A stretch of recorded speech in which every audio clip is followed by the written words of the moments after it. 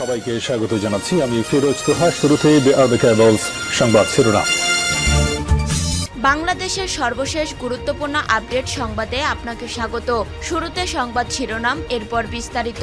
শুরুতেই জানিয়ে দিব, শহীদি মার্চ কর্মসূচি শুরু। শেখ হাসিনা সরকারের ক্ষমতাচ্যুতির 1 মাস উপলক্ষে শহীদি মার্চ কর্মসূচি শুরু করেছে বৈষম্য বিরোধী ছাত্র আন্দোলন। আজ বৃহস্পতিবার বিকেলে 3টার দিকে ঢাকা বিশ্ববিদ্যালয়ের রাজু ভাস্কর্যের পাদদেশ থেকে এ কর্মসূচি শুরু হয়েছে। শত শত মানুষ এ কর্মসূচিতে যোগ দিয়েছে। এরপর জানিয়ে দিব, দেশের গণতন্ত্র ধ্বংসের জন্য নির্বাচন কমিশন অন্যতম দায়ী, বলেন বিএনপির সিনিয়র যুগ্ম মহাসচিব অ্যাডভোকেট রুহুল কবির রিজভী। বিএনপির সিনিয়র যুগ্ম মহাসচিব অ্যাডভোকেট রুহুল কবির রিজভী বলেছেন, আমাদের দেশে গণতন্ত্র ধ্বংস করায় যারা দায়ী তার মধ্যে অন্যতম নির্বাচন কমিশন। সাংবিধানিক ব্যবস্থা লঙ্ঘন করার জন্য যারা দায়ী তাদের আইনের মাধ্যমে বিচার দাবি করেছি। আইনের কাঠগড়ায় দাঁড় করানো উচিত।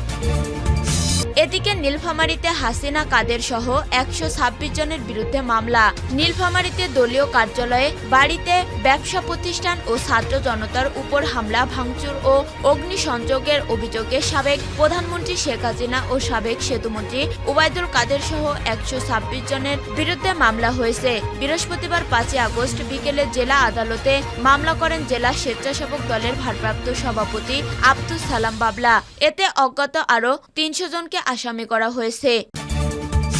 এরপর জানিয়ে দিব, ভারতে থাকাকালীন শেখ হাসিনাকে অবশ্যই চুপ থাকতে হবে, বলেন প্রধান উপদেষ্টা ডক্টর মোহাম্মদ ইউনূস। ভারত থেকে সাবেক প্রধানমন্ত্রী শেখ হাসিনার রাজনৈতিক বক্তব্যকে অবন্ধুত্ব সুলভ ইঙ্গিত আখ্যা দিয়ে প্রধান উপদেষ্টা ডক্টর মোহাম্মদ ইউনূস বলেছেন, ঢাকার প্রত্যর্পণের অনুরোধ না করা পর্যন্ত উভয় দেশের অস্বস্তি এড়াতে তাকে অবশ্যই চুপ থাকতে হবে। তিনি বলেন, বাংলাদেশ তাকে ফেরত না চাওয়া পর্যন্ত যদি ভারতে তাকে রাখতে চায় তবে শর্ত হলো তাকে চুপ থাকতে হবে।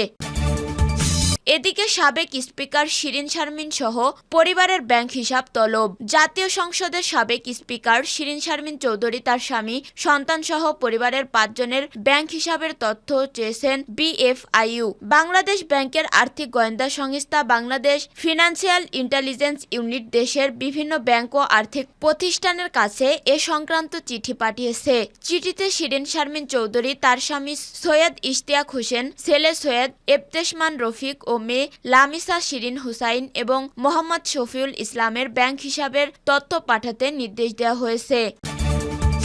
এবং সর্বশেষ জানিয়ে দিব, সিইসি আওয়াল সহ 5 কমিশনারের পদত্যাগ। সংবিধান অনুযায়ী 5 বছরের জন্য দায়িত্ব নির্ধারণ করা থাকাকালেও মাত্র 2.5 বছরের বিদায় নিল কাজী হাবিবুল আওয়াল নেতৃত্বাধীন 5 সদস্যের নির্বাচন কমিশন। বৃহস্পতিবার দুপুর 12টায় সংবাদ সম্মেলনে পদত্যাগের ঘোষণা দেন প্রধান নির্বাচন কমিশনার কাজী হাবিবুল আওয়াল।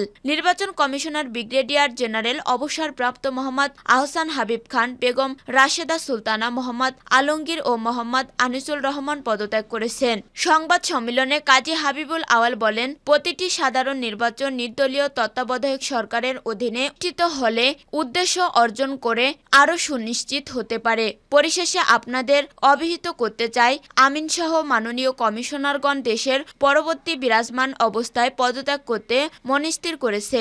আমরা অবৈধ পদত্যাগপত্র মহামান্য রাষ্ট্রপতির সমীপে উপস্থাপনে নির্মিত কমিশনের সচিব মহোদয়ের হাতে দেব। প্রিয় দর্শক, এতক্ষণ শুনছিলেন সংবাদ শিরোনাম, এরপর বিস্তারিত।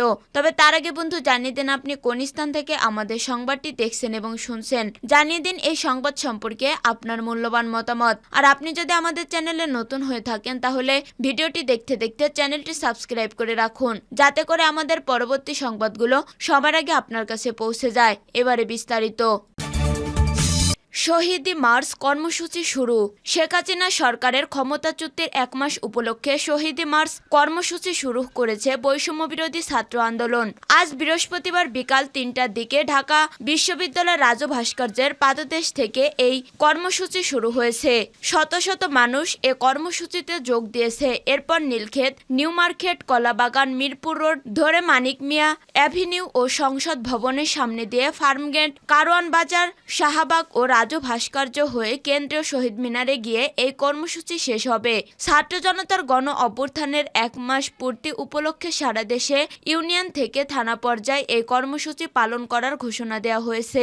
বুধবার বৈষম্য বিরোধী ছাত্র আন্দোলনের অন্যতম সমন্বয়ক সার্জিস আলম সংবাদ সম্মেলন জানিয়েছে, যারা নিহত হয়েছেন, যারা হাসপাতালে চিকিৎসাধীন, তাদের সকলের প্রতি শ্রদ্ধা জানিয়ে এই কর্মসূচি পালন করা হবে।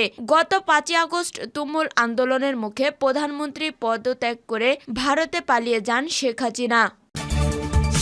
দেশের গণতন্ত্র ধ্বংসের জন্য নির্বাচন কমিশন অন্যতম দায়ী, বললেন রুহুল কবির রিজভী। বিএনপির সিনিয়র যুগ্ম মহাসচিব অ্যাডভোকেট রুহুল কবির রিজভী বলেছেন, আমাদের দেশের গণতন্ত্র ধ্বংস করায় যারা দায়ী তার মধ্যে অন্যতম নির্বাচন কমিশন। সাংবিধানিক ব্যবস্থা লঙ্ঘন করার জন্য যারা দায়ী তাদের আইনের মাধ্যমে বিচার দাবি করছি, আইনের কাঠগড়ায় দাঁড় করানো উচিত। বৃহস্পতিবার রাজধানীর নয়াপল্টনে বিএনপির কেন্দ্রীয় কার্যালয়ে এক সংবাদ সম্মেলনে তিনি কথা বলেন। গণমাধ্যমে সংবাদ প্রকাশের প্রতিবেদনে এই সংবাদ সম্মেলনের আয়োজন করে agriculturist association of Bangladesh. Ruhul Kabir Rizvi বলেন, এক ভয়াবহ দানবের পতন হয়েছে পৃথিবী কাঁপানো শিশু কিশোরদের আন্দোলনের মধ্য দিয়ে। এ আন্দোলনে ধারাবাহিকভাবে চালিয়ে আসছে বিএনপি 20 দলীয় জোট ও সমমনা জোটগুলো। 5 আগস্টের একটি পটভূমির মধ্য দিয়ে স্বৈরাচার শেখ হাসিনার পতন হয়েছে। স্বৈরাচারের দোসরদের সাথে আতত করার মানে শহীদদের রক্তের সাথে সম্পূর্ণভাবে বেইমানি করা জানিয়ে রিজভী বলেন, আমাদের দল এমন একটি রাজনৈতিক দল যার সাথে স্বাধীনতা ও গণতন্ত্রের গভীর সম্পৃক্ততা রয়েছে। সকল ধর্মের প্রতি শ্রদ্ধা রয়েছে আমাদের।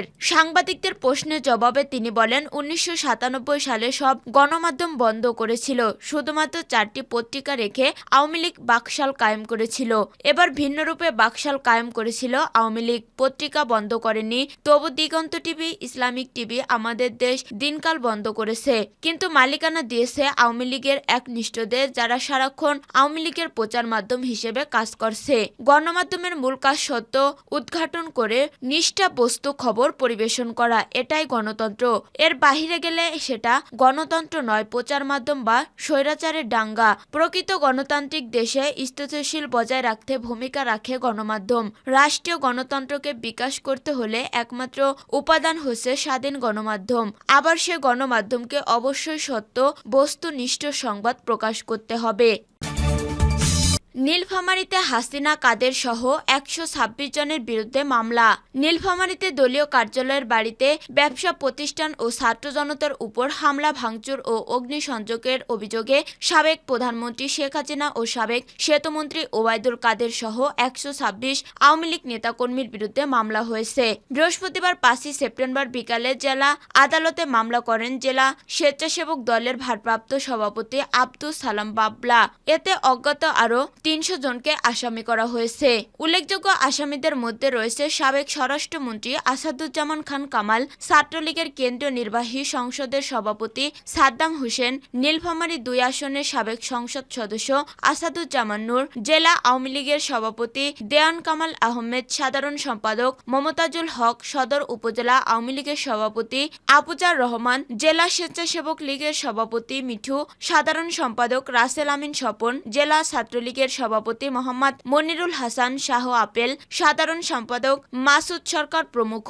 মামলায় উল্লেখ করা হয়, 4 আগস্ট বৈষম্যবিরোধী ছাত্র আন্দোলন সারা দেশের মতো নীলফামারীতেও ছাত্র জনতা শান্তিপূর্ণ মিছিল বের করে। ওই সময় সাবেক প্রধানমন্ত্রী শেখ হাসিনা, সাবেক সেতুমন্ত্রী ওবায়দুল কাদের, সাবেক স্বরাষ্ট্রমন্ত্রী আসাদুজ্জামান খান কামাল, ছাত্রলীগের কেন্দ্রীয় নির্বাহী সংসদের সভাপতি সাদ্দাম হোসেন, নীলফামারী 2 আসনের সাবেক সংসদ সদস্য আসাদুজ্জামান নূরের নির্দেশে উল্লেখিত ব্যক্তিরা শহরের বিভিন্ন জায়গায় ছাত্র জনতার উপর হামলা চালান। এছাড়া বিএনপির বিভিন্ন অঙ্গ সংগঠনের কেন্দ্রীয় কার্যালয়, ব্যবসা প্রতিষ্ঠান, বাড়িতে অবৈধভাবে অনুপ্রবেশ করে ভাঙচুর, লুটপাট ও অগ্নিসংযোগ করে আওয়ামী লীগের নেতাকর্মীরা। ভারতে থাকাকালীন শেখ হাসিনাকে অবশ্যই চুপ থাকতে হবে, বললেন ডক্টর ইউনূস। ভারতে থেকে সাবেক প্রধানমন্ত্রী শেখ হাসিনার রাজনৈতিক বক্তব্যকে অবন্ধত্ব সুলভ ইঙ্গিত আখ্যা দিয়ে প্রধান উপদেষ্টা ডক্টর মোহাম্মদ ইউনূস বলেছেন, ঢাকা প্রত্যাপনের অনুরোধ করা পর্যন্ত উভয় দেশের অস্বস্তি এড়াতে থেকে তাকে অবশ্যই চুপ থাকতে হবে। তিনি বলেন, বাংলাদেশ তাকে ফেরত না চাওয়া পর্যন্ত যদি ভারত তাকে রাখতে চায় তবে শর্ত হলো তাকে চুপ রাখতে হবে। শেখ হাসিনা সরকারের পতনের পর প্রধান উপদেষ্টার দায়িত্ব গ্রহণের পর সরকারি বাসভবনে পিটিআইকে দেয়া এক সাক্ষাৎকারে অধ্যাপক ইউনূস জোর দিয়ে বলেন, বাংলাদেশ যখন ভারতের সাথে দৃঢ় সম্পর্ককে মূল্য দেয়, তেমনি নয়াদিল্লিকেও অবশ্যই আওয়ামী লীগ ছাড়া অন্য সব রাজনৈতিক দলকে ইসলামীপন্থী হিসেবে চিত্রিত করা এবং শেখ হাসিনা ছাড়া দেশে আফগানিস্তানের পরিণত হবে এমন বক্তব্য পরিহার করতে হবে। তিনি বলেন, ভারত তার অবস্থান নিয়ে কেউই স্বাচ্ছন্দ্য বোধ করছে না, কারণ তাকে বিচারের জন্য আবার ফিরিয়ে আনতে চাই। তিনি ভারতে আছেন এবং মাঝে মাঝে কথা বলছেন, যা সমস্যা তৈরি করছে। তিনি যদি চুপ থাকতেন তাহলে আমরা তা ভুলে যেতাম। তিনি যেমন নিজের জগতে থাকতেন তেমনি জনগণকে ভুলে যেত। কিন্তু ভারতে বসে তিনি কথা বলছেন এবং নির্দেশনা দিচ্ছেন, এটা কারো ভালো লাগে না। ইউনূস 13 আগস্ট শেখ হাসিনার ন্যায় বিচার দাবি করে যে বিবৃতি দিয়েছিলেন তার প্রতি ইঙ্গিত করে বলেন, সাম্প্রতিক সন্ত্রাসী কর্মকাণ্ড, হত্যা ও ভাঙচুরের সাথে জড়িতদের বিরুদ্ধে অবশ্যই তদন্ত করতে হবে, চিহ্নিত করতে হবে এবং শাস্তি দিতে হবে। তিনি পিটিআইকে বলেন, এটা আমাদের বা ভারতের জন্য ভালো হবে না, এটা নিয়ে অস্বস্তি রয়েছে। উল্লেখ্য, 5 আগস্ট সরকার বিরোধী নজিরবিহীন বিক্ষোভের মুখে প্রধানমন্ত্রী পদত্যাগ করে ভারতে পালিয়ে যান শেখ হাসিনা। প্রায় 4 সপ্তাহ ধরে ভারতে তার উপস্থিতি বাংলাদেশের জল্পনা কল্পনাকে উস্কে দিচ্ছে। বাংলাদেশ ভারতকে তার অবস্থান জানিয়েছে কিনা জানতে চাইলে ইউনূস বলেন, মৌখিক বা বেশ দৃঢ়ভাবে বলা হচ্ছে তার চুপ থাকা উচিত। তিনি বলেন, সবাই এটা বোঝে, আমরা দৃঢ়তার সাথে বলছি তার চুপ থাকা উচিত। এটা আমাদের প্রতি তার অবন্ধুত্বপূর্ণ ইঙ্গিত। তাকে সেখানে আশ্রয় দেওয়া হয়েছে এবং সেখান থেকে তাকে প্রচারণা চালাচ্ছেন। এমন নয় যে তিনি স্বাভাবিক নিয়মেই সেখানে গিয়েছেন। গণ অভ্যুত্থান ও গণরোষের মুখে তিনি পালিয়ে গেছেন। ইউনূস বলেন, অন্তর্বর্তীকালীন সরকার বাংলাদেশের জনগণের উপর চালানো নৃশংসতার বিরুদ্ধে ন্যায় বিচার নিশ্চিত করতে প্রতিশ্রুতিবদ্ধ এবং ন্যায় বিচারের জন্য তাকে দেশে ফিরিয়ে আনা প্রয়োজন। তিনি জোর দিয়ে বলেন, হ্যাঁ, তাকে ফিরে আনতে হবে, তা না হলে বাংলাদেশের মানুষ শান্তিতে থাকবে না। তিনি যে ধরনের নৃশংসতা চালিয়েছেন, জনসম্মুখে তার বিচার হওয়া উচিত।